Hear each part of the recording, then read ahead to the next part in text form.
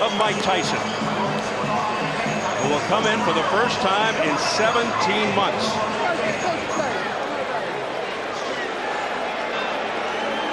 How does he look to you there? Well, here's what he's waiting for, and this crowd already sees it.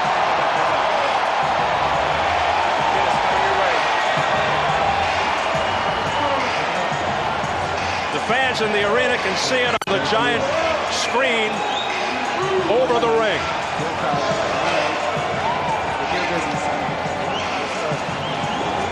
A few last-minute words with Freddie Roach. And conspicuous by its absence, the bloated, boisterous entourage.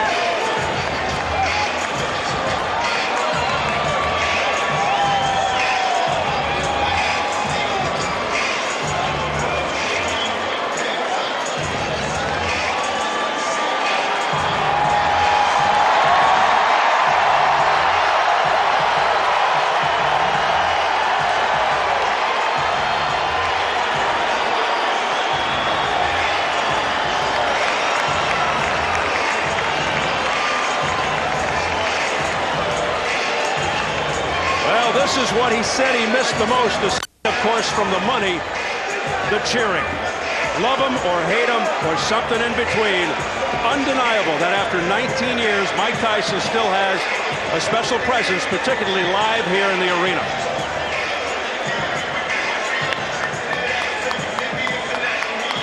Many still strangely drawn to him. Some watch, some gawk, as Tyson just keeps reinventing himself. Let's size them up right now as we check out the tail of the tape.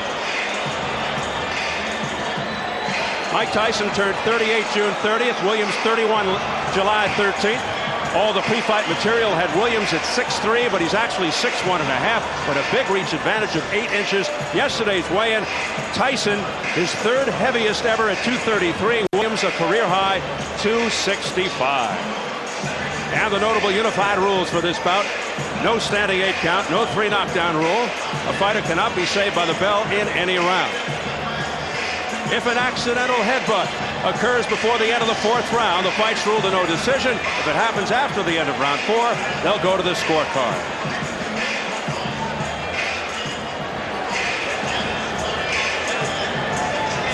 So here at Freedom Hall in Louisville, Kentucky, huge crowd on hand to see our main event, featuring Mike Tyson and Englishman Danny Williams. We are set for the official introductions. Let's swing it upstairs to the classy Jimmy Lennon Jr.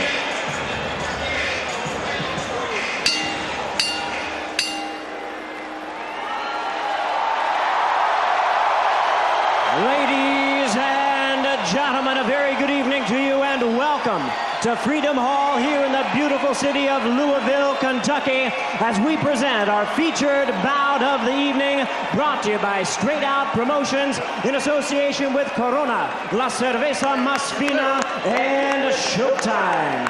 This bout coming your way is sanctioned by the Kentucky Athletic Commission. The chairman is Mike Cunningham, commissioners Ballard Cassidy and Paula McClellan. Our physicians at ringside, Dr. Jack Locke and Dr. Mark Wheeler. Timekeeper at the bell is John Cooper. Keeping count of the knockdowns, Hector Falou Mendoza. Judging at ringside for our main event, from Owensboro, Kentucky, Dan McClellan. From Louisville, Kentucky, Johnny Monson. And also from Louisville, we have Steve Ryan. Introducing at this time our third man to the ring, the referee in charge of this bout. He'll be giving instructions after the introductions, Dennis Alfred.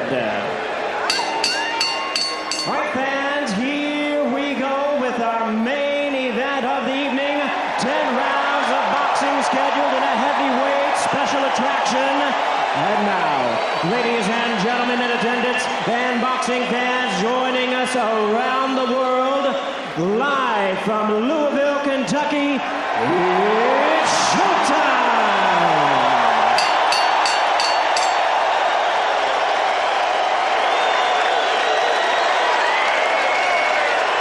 Introducing to you first, ladies and gentlemen, on my left, he is fighting out of the blue corner, entering the ring wearing white trunks with red trim, and joining us from London, England.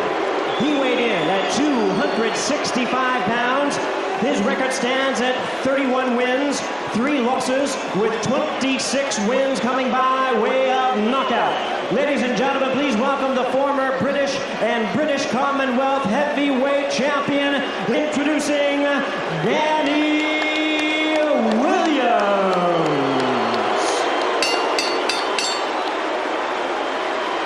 And his opponent across the ring on my right, fighting out of the red corner, really needing no introduction the world over. Entering the ring, wearing his traditional black trunks and hailing from Catskill, New York. He weighed in at 233 pounds. His record, 50 wins, 4 losses, 2 no contests, with 44 wins coming by way of knockout. He is currently ranked the number 8 heavyweight by the WBC. Tonight, he is making his return to the ring. Ladies and gentlemen, here is the former undisputed heavyweight champion of the world. Please welcome the one and only Iron Mike Tyson.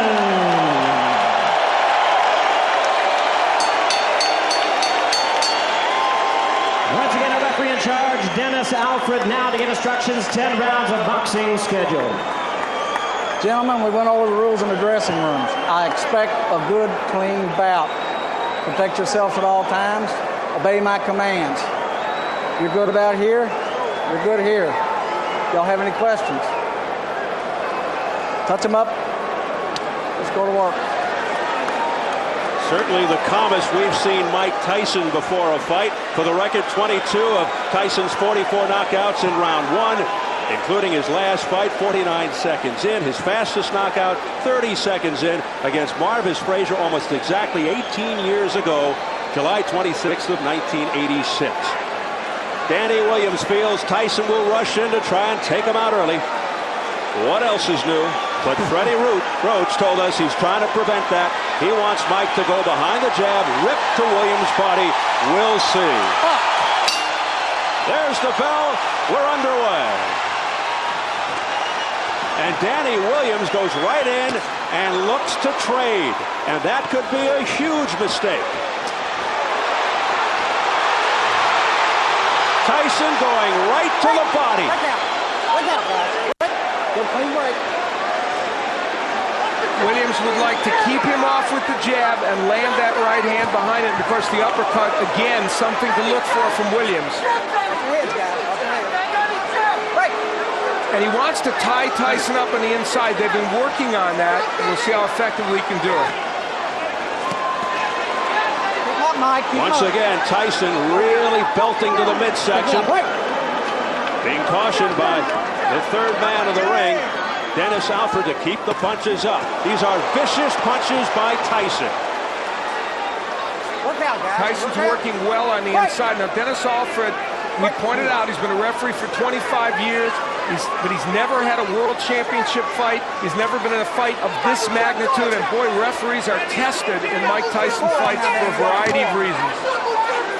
Danny Williams, no stranger to fouling. He just used his elbow. He's been cited for low blows in a couple of fights back in England. Tyson digging to the body. Left hook to the jaw. Another left hook upstairs. A left uppercut staggers Williams. Holds on for dear life. Right clean. in trouble in the early going.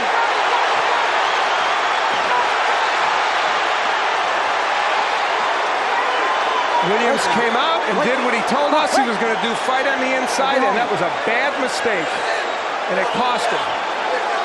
That is not the way to fight Mike Tyson, and he's learning that the hard way.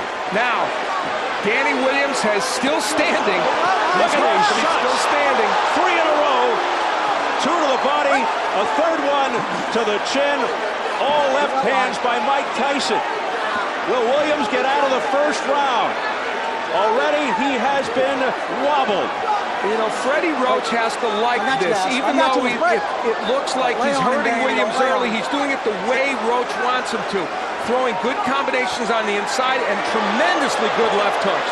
Those are very, something happened to Tyson. He may have gotten a low blow, but he is digging in. Left uppercut to the chin after a series of blows to the midsection, looking to end it with 19 seconds left in the opening round. But something's keeping Danny Williams up. He is taking some kind of punishment here. 10 seconds. Another left hook, partially blocked by Williams. That one got through, then to the belly. Mike, keep him up. Oh, Tyson. That's the hardest 3 minutes out of the way. Take your shield out. What's the shield? What's the shield and relax? Now listen. Relax. Danny, listen, concentrate. He's already blowing, son. You wobbled him in that round. Now listen, Dan. You've got to use your jab. Listen to what I'm telling you. Keep your hands up high. Keep your chin down and use your jab. Okay, Dan? Keep your hands. Danny Williams laying on the inside with Mike Tyson. Now he will, I think, throw an uppercut here. Yes, and when he throws the uppercut, Tyson counters with the left hook. Freddie Roach told us that was going to happen. That was their way of dealing with it, and then it was the Tyson uppercut that would add to the problems of Danny Williams. So Freddie Roach was prophetic. Later on, again, Tyson ripping shots to the body, throwing those tremendous left hooks with great leverage and the uppercut. So his uppercut has been more effective than Danny. Tyson may have twisted his left knee at some point during the first round, which is why he grimaced. Remember that? Anyway, round 2. Coming off complete dominance by Tyson in round 1. We saw in that last round something that I think is a good sign for Mike Tyson. Bodes well for the future. He countered beautifully from that uppercut with the left hook, just like he and Roach have worked on. So he's thinking in that ring, not just throwing wild punches. Williams has to stay on the outside and use the jab. He only threw 11 jabs in round 1. Tyson threw 25 jabs. Come on now, I got you. Break clean. Now, Danny Williams told us he wants to take this fight to the 4th or 5th or 6th round, but the problem is if you take this much punishment, can you sustain to that point, and what will you have left yourself? Keep him up. He's hoping Tyson will tire himself out. There's a good left hook upstairs out of nowhere by Danny Williams. Keep him up, guys. Both of you. Both of them have been shooting low blows. I mean, both of them. Keep them Now, up. if you ask me, should Williams be throwing left hooks? I say no, because you get countered, and yet that left hook stunned Tyson for a moment. A right and a left, right upstairs, left to the body by Mike Tyson. Break clean, Danny, go home. I think Danny Williams has already answered the question of whether he has heart. Yep. That party's answered. Don't push him off. Williams' best punch is the right uppercut, but Tyson will look to counter that with the overhand right or the left hook. Break out. Break out of there. But Danny Williams, for the most part, has been wide open. His elbows are high, and he's allowed Mike Tyson inside to the body. There's the jab of Williams, and when he throws it, he's able to get that punch in. But he's leaning into Tyson a lot, and that's giving Mike Tyson a chance to land those shots. Now some head movement by Tyson, ripping uppercuts to the chin. Now back comes Williams with a left-right combination. And that was the uppercut by Williams. He's ripping those shots. Pushing Tyson back. It's competitive now.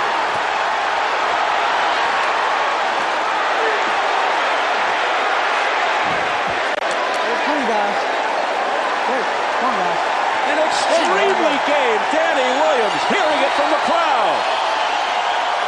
He is fighting the wrong fight, but somehow he's hanging in there. He is trading with Mike Tyson when you should be working from the outside and throwing the jab, tying him up, pushing him back, using your strength. But he has landed some very good shots in there, and in this round did as well. Can he sustain that? And can Tyson sustain? Final seconds of round 2.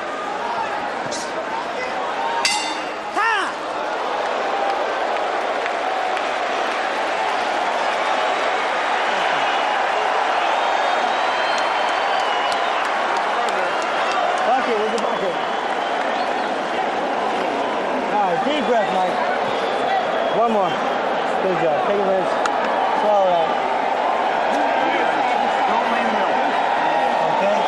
Mike? Back in round 1, we saw Mike Tyson for a moment wobble. And we have theorized and been told that there's a possibility that he twisted his knee. And you see him touch that knee. Something happened when he moved backwards. So it's conceivable he has some kind of injury. Now, in the last round, on the inside, both men whacking away. Williams ripping shots to the body and the head, and Tyson, of course, landing his share on the inside, a sequence on the inside, and the body work of Williams, pretty impressive there as well. And Danny Williams' body work now, really getting the job done. Round 3 scheduled for Ted. Tyson, who had Williams in trouble in the opening round, and Williams gets to round 3. More pressure here from Tyson, but Williams with a left uppercut to the body. Williams fighting off the ropes successfully. You know, a key element of this is the body work of Williams. He is really making an impact. There's some blood on the head of Danny Williams now, outside the right arm. 1 point. Late blow. Stay in that corner. 1 point, late punch. 1 point, late punch. That's it. Still time. Stop. Doctor. Need the doctor. Where's the doctor? Stay right here, Mike. Come look at your eye. Mike Tyson is cut over the right eye, and they're having a hard time getting the doctor in the ring. Finally, he's there. We're going to try and find out who the point was deducted from. What? No, not intentional. Not intentional. It was not intentional. So now Dennis Alford is saying it was a non-intentional late punch thrown by Danny Williams. Well, he took a point away for something. And here comes Tyson. I think the clash of heads was let's be clean. Danny or Holden created the cut, and he's saying that's not intentional. The point was deducted for a late punch from someone, but Alford didn't indicate exactly who. So confusion reigns here in round 3. Again, the body shots by Danny Williams. Neutral corner. Low blow. Point. Now a point being taken away from Danny Williams for a low blow. Low blow. Point. Well, we know that's taken away from Williams. We don't know who the point was taken away for the late punch. I guess late after they were broken. The referee never said who that point was taken away from. We said the referee might be a factor in this fight, and guess what? He is. Well, Tyson will hope to take matters into his own hands, but Danny Williams is standing up to him. Tyson just missing with that overhand right. Now we're being told that both deductions were against Danny Williams, which we had first thought, but weren't sure. Oh, a left hook to the neck by Mike Tyson. This is a vicious exchange. Williams coming back again with an overhand right. Missing with the left. There's a right hand by Williams. Pushes Tyson back.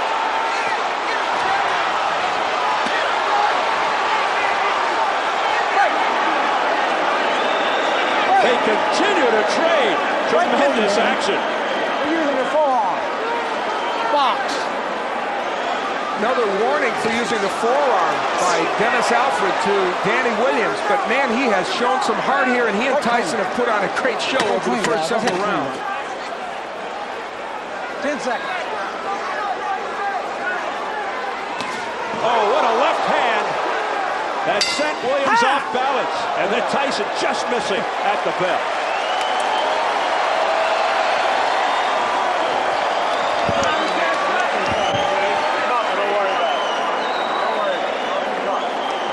Nice deep breath, Mike. Go. All right, Mike. Look at that fight. He's fine. Let me Doctor, let me take a look at it. I'll throw him out. Clear? Can I keep the pressure on? Yep. Deep breath, Mike.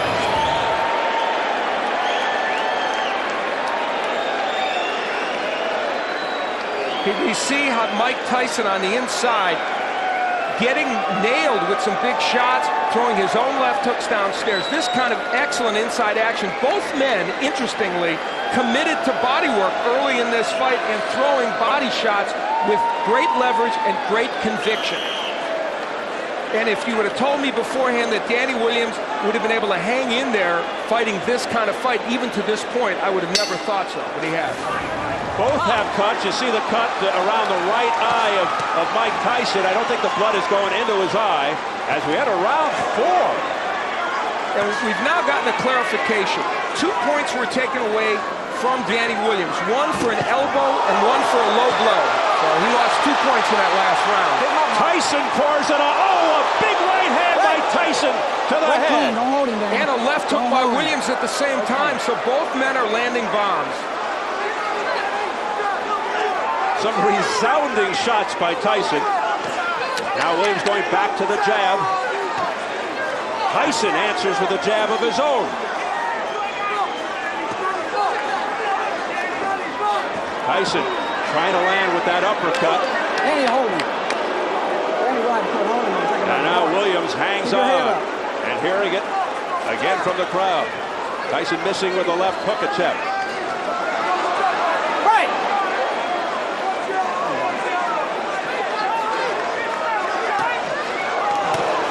Big right hand, a straight right by Tyson, but it was out in the chest. And back comes Williams. We are in the 4th round, and that is exactly where Williams claimed he needed to get this fight. We asked him, what constitutes the later rounds for you? There's that uppercut. He said the 4th round is the later rounds. That's when I could start to take over. We'll see. We'll see what kind of condition Mike Tyson is in.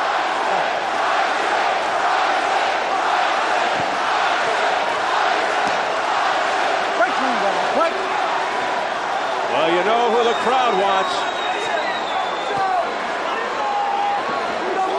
Let's remember that Williams 265, his heaviest weight ever, so that puts his conditioning into question. Tyson's pace has slowed with a minute to go in the 4th. He doesn't look like the same guy in the first 3 rounds. And there was a jab straight right hand by Williams. He's trying to just end it on one punch right now. Williams knows it, and he throws combinations. He looks the sharper of the two and the fresher of the two, Danny Williams. And Mike Tyson's punches are getting wider, and he's relying more on that winging right hand as opposed to the punches with leverage. And look at Williams not pushing him off. A la Evander Holyfield and Lennox Lewis, and he's having his way. Firing shots. Tyson in some difficulty here in round 4. Big right hand by Danny. Oh, that one got him. Off the ropes and down to the canvas. It's Mike Tyson.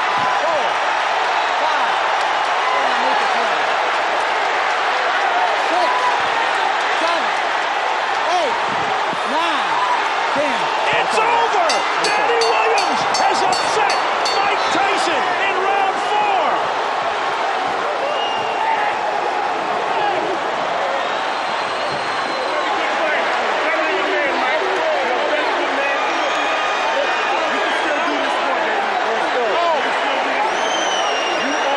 Or has he?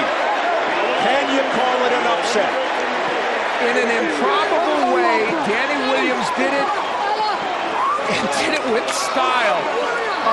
He fought in a way that I don't think anybody thought he could beat Mike Tyson. He said, if I get him to the 4th round, I can beat him, and his prediction turned out to be true. And how about this? Guess what? His plan was a little better than mine, wasn't it? He got on the inside, and he was able to sustain against Mike Tyson. He was able to land both body shots and uppercuts.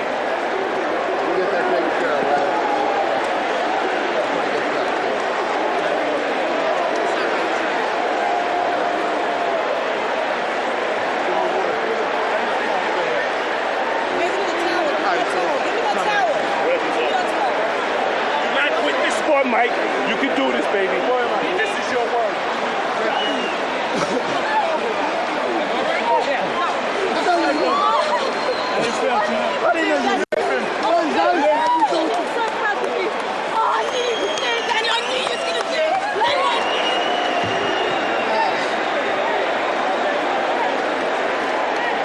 Well, some may call it an upset, some may not. Highly improbable. Danny Williams, who has fought mid-level competition, comes in and knocks out Mike Tyson. And we'll see how he did it. Tyson was in some trouble and tired at this point. And how about the combination punching with Williams? And again, mixing in the body shots, the uppercut, which is a superb punch for him. Mike Tyson had no answer, and once Williams put him down, there was very little sign that Tyson was going to get up. He did finally struggle up after what appeared to be a pretty long count. And as he laid against these ropes, we might finally say that we've seen the end of the road for Mike Tyson. And this delayed the count even more as Danny Williams took a while to get to his corner. And still, though Tyson made an effort to get up, he didn't beat the count. A disastrous night for Mike Tyson. Disastrous. And this was an exciting heavyweight fight. That's exactly what it turned into. Williams hurt early, as you see, coming back to win this fight. The combinations here are what is really pretty impressive. And how about the way he's mixing his attack to the body and the head? And we talked in advance of that uppercut. You knew that punch was effective for Danny Williams, and he showed Tyson that it was. That right hand from Tyson was the last sign of offense that he would show in this fight. Tyson manhandled, looked like a rag doll at the end.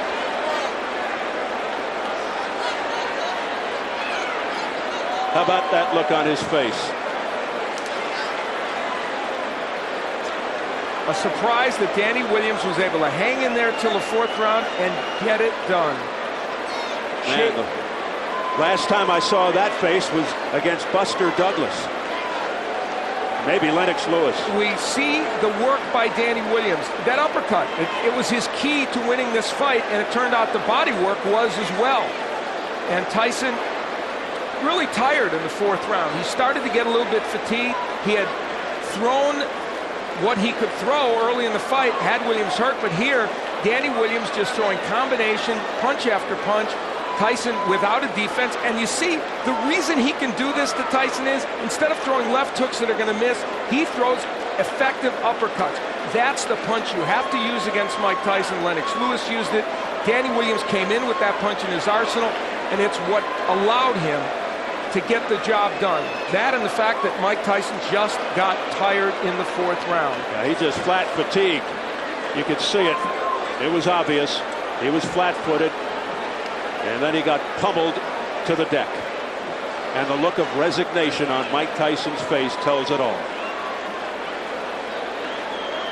And even though the count may have gone a little long, still, Mike Tyson was not ready to get up and couldn't get up. And this may have ended very quickly, this latest reincarnation of Mike Tyson's career.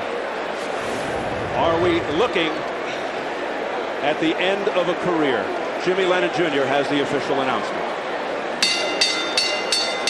Ladies and gentlemen, we have the time. 2 minutes, 51 seconds in round number 4. Our referee in charge, Dennis Alfred, reaches the count of 10. He's the winner by way of a stunning knockout, Danny Williams.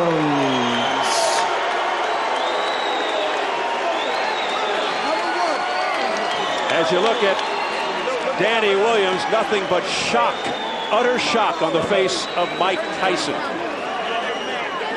Let's get it up to Jim Gray. All right, thank you very much, Steve. Mike Tyson being surrounded right now by his manager and Shelly Finkel. Mike, is it possible to have a word with you, Mike? No. Seems to be okay with Mike. Okay? No. Mike Tyson not wanting to speak to us right now. A difficult moment for him, Steve. We'll get Danny Williams and try Mike in a moment. Let's go over here to the champion. Not the champion, but the man who has defeated the former champion. Danny, congratulations to you, Danny. Can you tell us why did you make the decision to go toe-to-toe with Tyson, particularly after getting knocked there in the first and second rounds? You know, the thing is, the way Tyson fights, I went in with the plan to jab and move, but the way he fights, when he hits you with a good shot, you want to get one back on him. I suppose that's inexperience. But I showed that I'm a warrior. I've boxed with a dislocated shoulder. I went toe-to-toe with Mike, and I came out on top. Alhamdulillah, praise be to Allah. Were you holding on for dear life there in the first round? Were you out on your feet? No. He hurt me for maybe a few seconds. Obviously, I had to hold on. I'm not going to keep fighting if I'm hurt. And then I came back boxing smart. Danny, let's try and get Mike in here with us, if we can. If you'll come with us here, please. Mike Tyson? Mike? Shelly, can we get a word with Mike before he goes? Let Mike go. Mike, we'd appreciate your time. I said no nicely, please. Shelly Finkel escorting Mike away. Okay. We'll try and get back.